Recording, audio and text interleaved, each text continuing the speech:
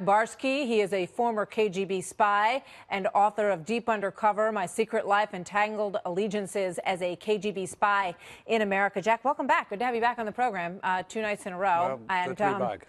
So what do you make of this? Is she a spy, what we would call a spy?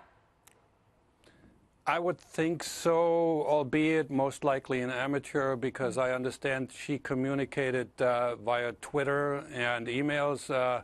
A trained an operator wouldn't do that. But you asked an interesting question a while ago. We said, how many of them are there? That's an excellent question, because there could be a lot. You got to understand one thing. If you are in this kind of an oligarchy that Russia is, if you are somebody, you are there. You are somebody because you're allowed to be somebody. And if you're going to the United States, somebody will talk to you and try to help you that you can help them. So any contact with Russian nationals have to be suspect. And I am totally flabbergasted by the lack of understanding by some of our politicians that when you touch a Russian, you possibly touch Russian intelligence. It's fascinating. I mean, from your own experience being here, compare what it was like for you and how you worked with how you see her working. You say that she's an amateur, and maybe she's somebody who's trying to move herself up the chain of command from Mother Russia. Explain how that works when you came.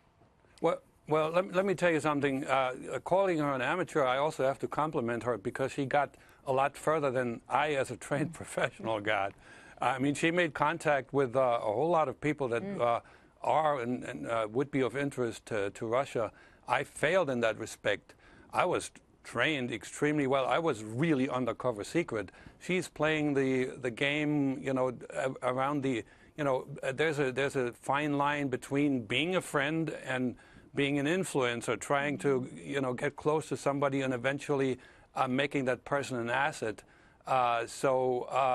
That's the big difference, and I think the more people Russia can throw at this, and we have a pretty open border, we let people in, we let people study here and so forth, the more of a chance there's for success.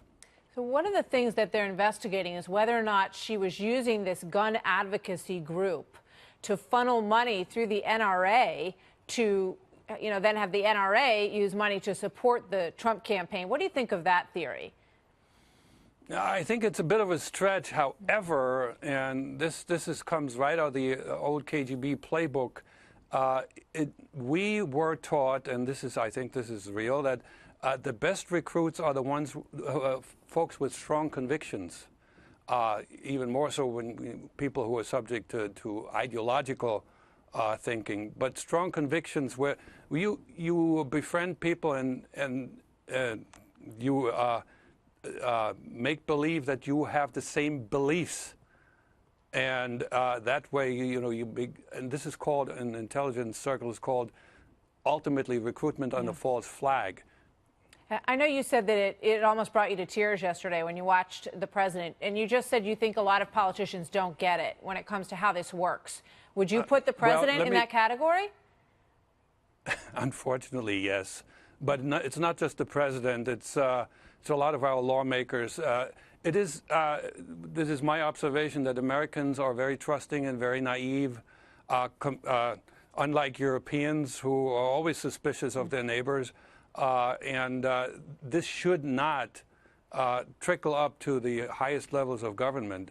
We've got to be a little more careful. Jack Barsky, fascinating. Thank you very much. Good to have you here tonight, sir. You're welcome.